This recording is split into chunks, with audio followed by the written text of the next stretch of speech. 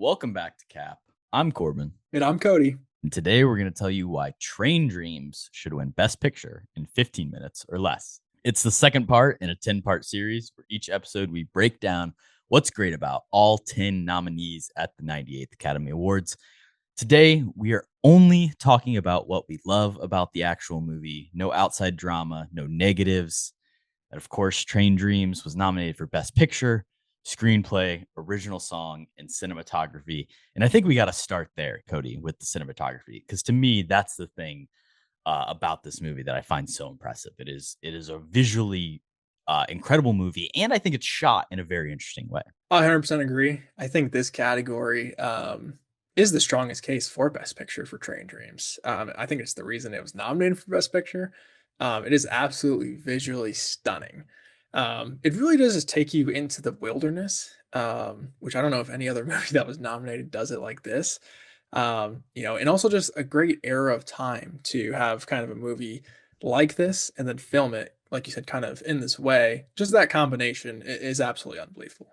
A movie that is like on the western edge of American civilization as like these loggers are exploring, semi new territory and as change is occurring in our country, change happens to this man, and it all becomes, very thematically relevant. And the way it's shot, I think, is so particular and unique.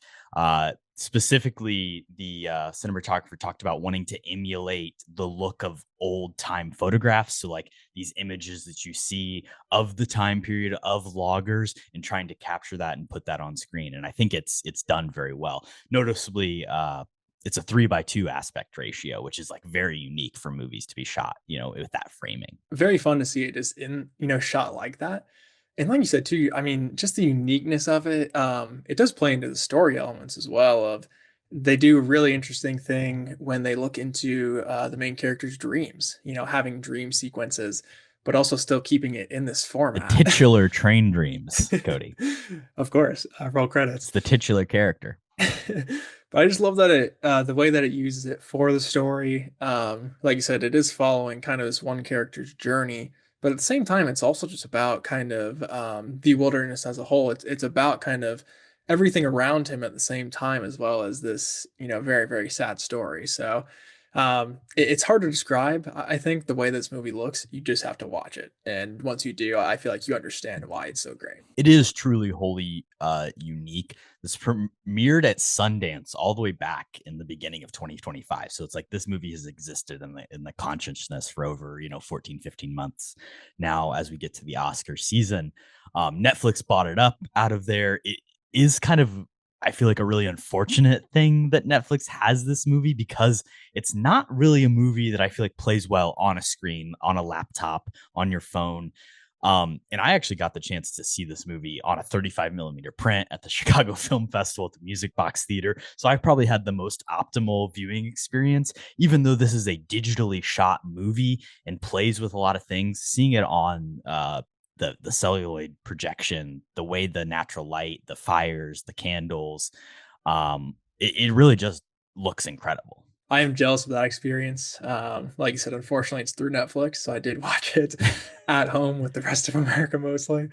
But yeah, it is one I feel like it would just be elevated as well if it was on the big screen. So, like you said, a little bit unfortunate. That is kind of where it came from. But yeah, I don't think it hinders it. The other things I love about this movie too, just throwing out a lot more good because I feel like people will harp on the cinematography. But for me personally, I think this is one of the more underrated movies of the year just because of the cast and the overall script too.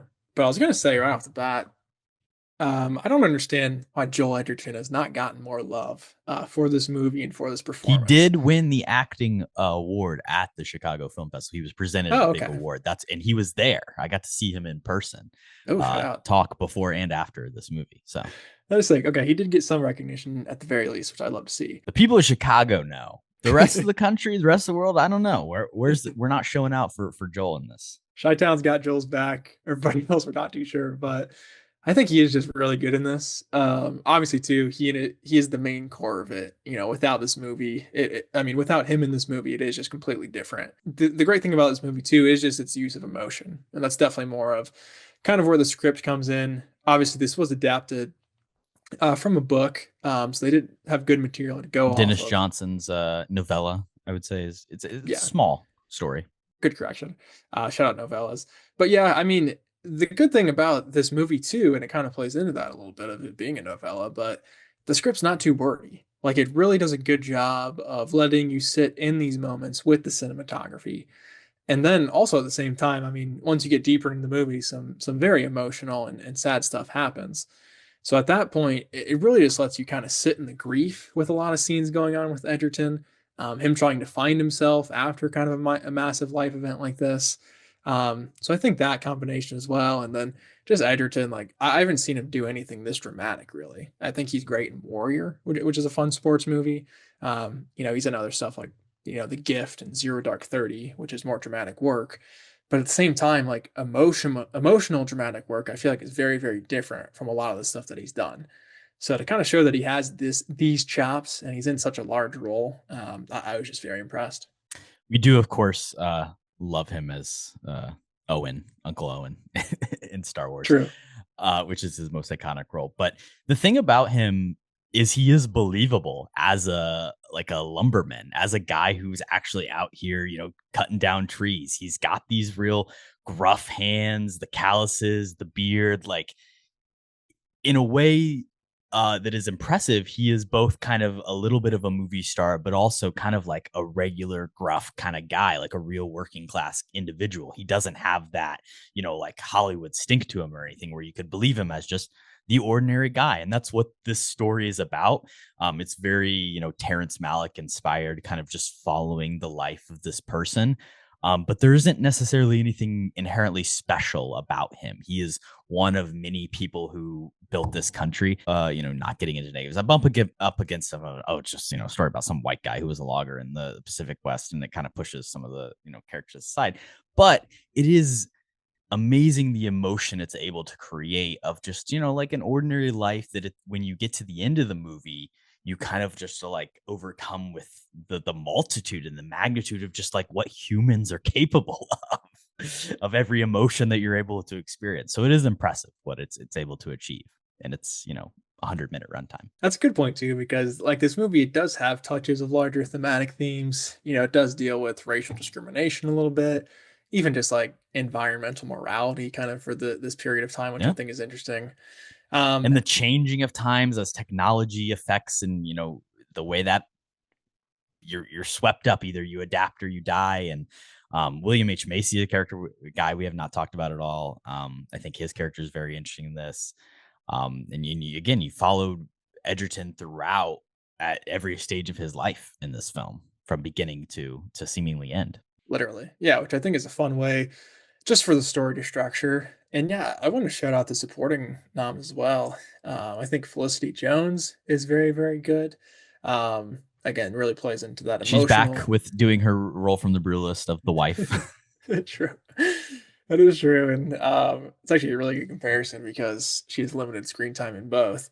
Um, although she has much, much more better of an ending, I think, in The Brutalist, clearly. Yeah, she gets her scene in the Brutalist. This one, she doesn't Not so quite get her much. chance to shine. Yeah. Yeah, but William H. Macy, I thought too, was just a life of positivity, kind of in the movie at a fun time.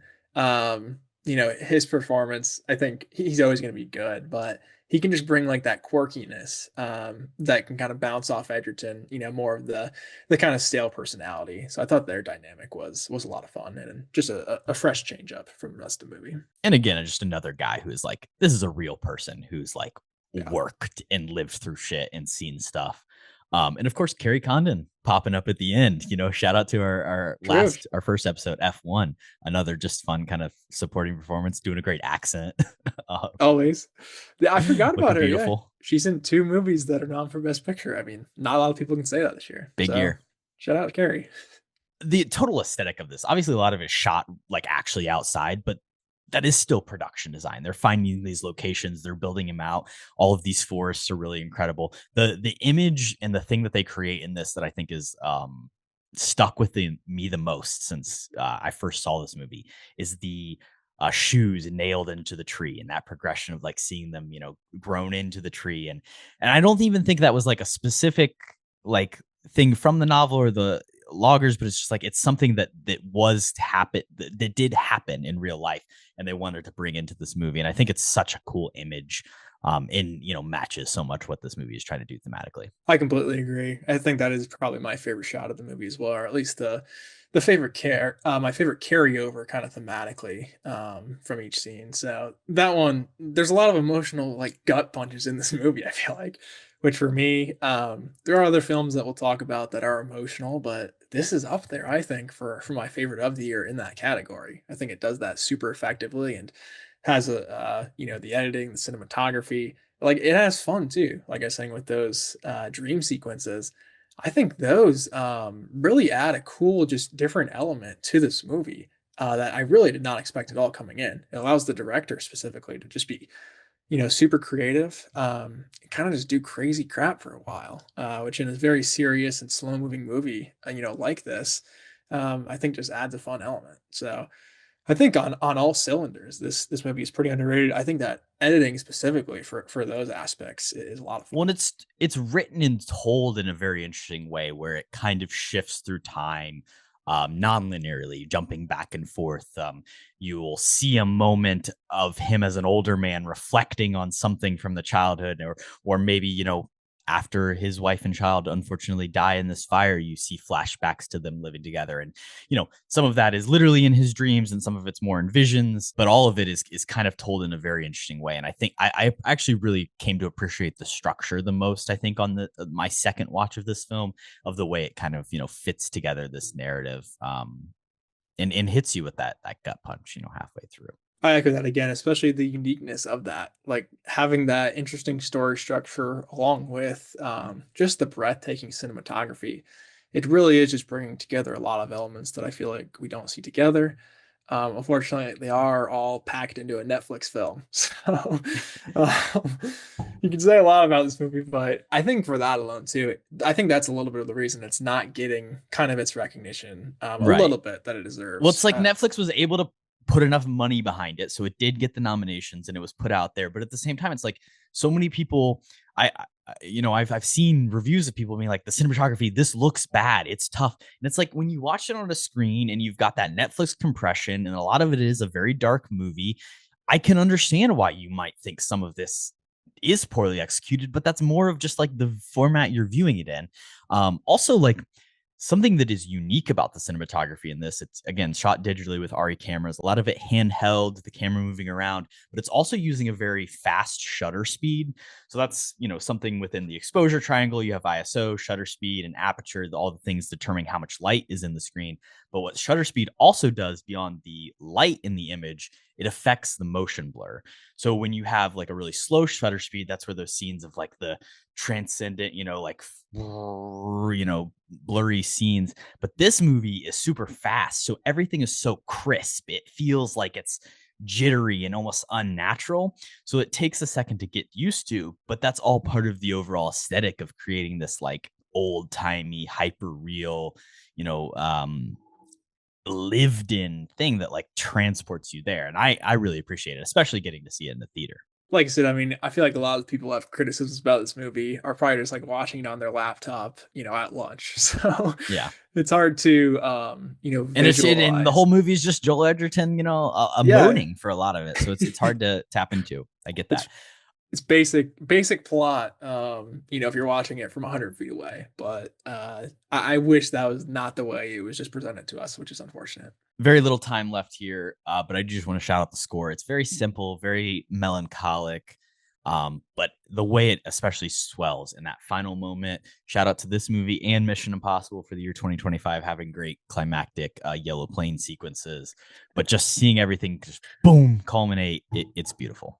Yeah, I think the ending with the plane sequence, along with the score, like you mentioned, is very poetic and like you said, just perfect timing, kind of from the score perspective as well. So completely back it. Let's give Train Dreams Best Picture. Why not? Got my vote. What you just said is one of the most insanely idiotic things I have ever heard. At no point in your rambling, incoherent response were you even close to anything that could be considered a rational thought. Everyone in this room is now dumber for having listened to it.